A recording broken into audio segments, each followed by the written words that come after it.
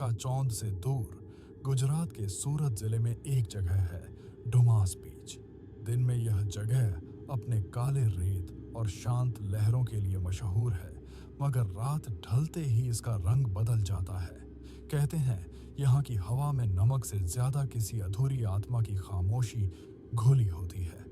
उस रात भी कुछ ऐसा ही हुआ, जब चार दोस्तों ने इस जगह को सिर्फ एक एडवेंचर समझकर चुनौती दे डाली। रात के ठीक 12 बज रहे थे। समुद्र की लहरें अंधेरे में चमक रही थीं, जैसे किसी ने पानी में तारे गिरा दिए हों। विशाल, नीरा, करण और आयुष ऑल एक्साइटेड थे, कैमरा और टॉर्च लिए हुए। उन्हें किसी ने बताया था कि डुमास की रात में अगर कोई नाम लेकर पुकारे तो हवा जवाब देती है। करण ने मजाक में कहा, चलो देखते हैं कौन हिम्मत वाला है। नीरा ने डरते हुए कहा, यह सब सिर्फ कहानियां से हैं, कुछ नहीं होगा। लेकिन नीरा की आवाज में जो कांप थी, वो खुद उसका डर बयां कर रही थी। चारों समुद्र किनारे की उस संकरी पगडंडी से होते हुए रेत पर पहुंचे। वहां सन्नाटा था, बस लहरों की टकराहट और दूर किसी उल्लू की आवाज। विशाल ने कहा, चलो रिकॉर्डिंग शुरू करते हैं। कैमरा ऑन हुआ और करण ने हवा में पुकारा, कोई है यहाँ? पहले कुछ नहीं हुआ। फिर जैसे किसी ने बहुत दूर से हल्की सी फुसफुसाहट की। हाँ, सारे एक पल को जड़ हो गए।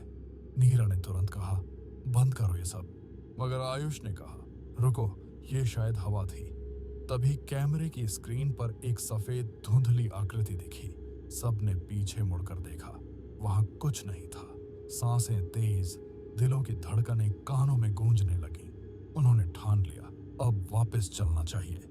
लेकिन जब रास्ते की तरफ बढ़े तो देखा वो पगडंडी जैसे गायब हो चुकी थी।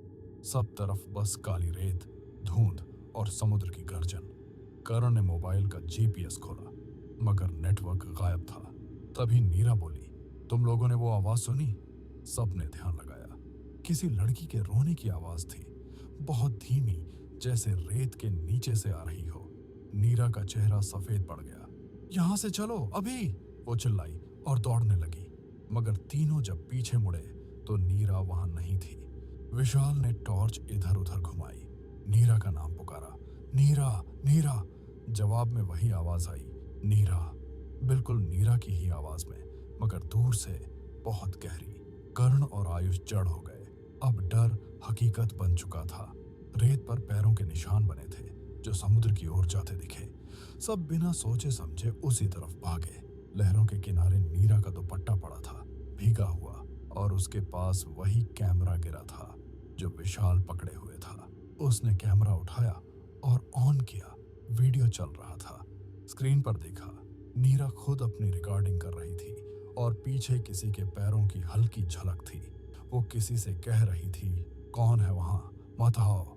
और फिर अचानक कैमरा गिर जाता है, स्क्रीन ब्लैक हो जाती है, पर रिकॉर्डिंग बंद नहीं होती।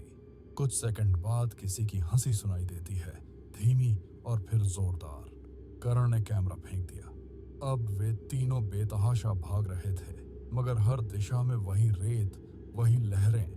ऐसा लग रहा था जैसे वे एक गोल चक्र में फंस गए हों। आयुष रोते हुए बोला, हमें कुछ नहीं दिख रहा, रास्ता कहाँ है? तभी पीछे से नीरा की वही आवाज गूंजी, इधर आओ। वो पलट कर देखने से भी डर गए, पर किसी अदृश्य ताकत ने जैसे कर्ण को खींच लिया। विशाल और आयुष ने कोशिश की पकड़ने की, मगर कर्ण की चीख के साथ वो रेत के नीचे समा गया। रेत में बुलबुले उठे और फिर सब शांत। विशाल और आयुष की आंखों में सिर्फ भय था। दोनों ने जान बचाने के लिए किसी भी दिशा में भागना शुरू किया।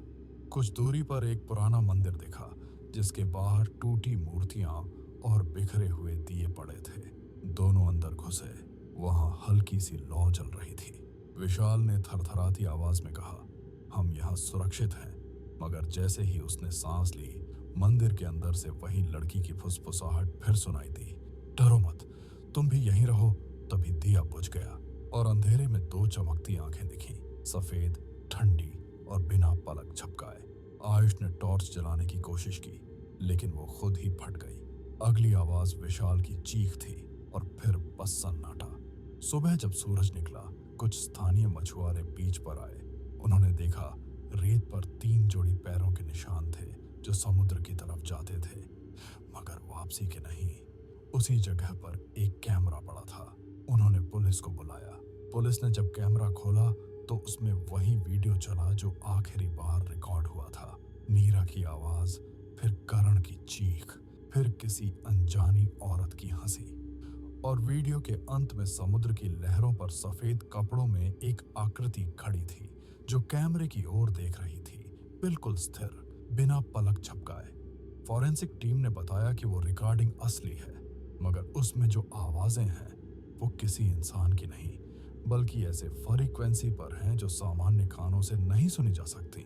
आज भी कहते हैं, अगर कोई डुमास बीच की रात में उस दिशा में नीरा पुकारे तो हवा से जवाब आता है हाँ, और फिर दूर समुद्र की लहरें किसी और कहानी की शुरुआत कर देती हैं जो कभी पूरी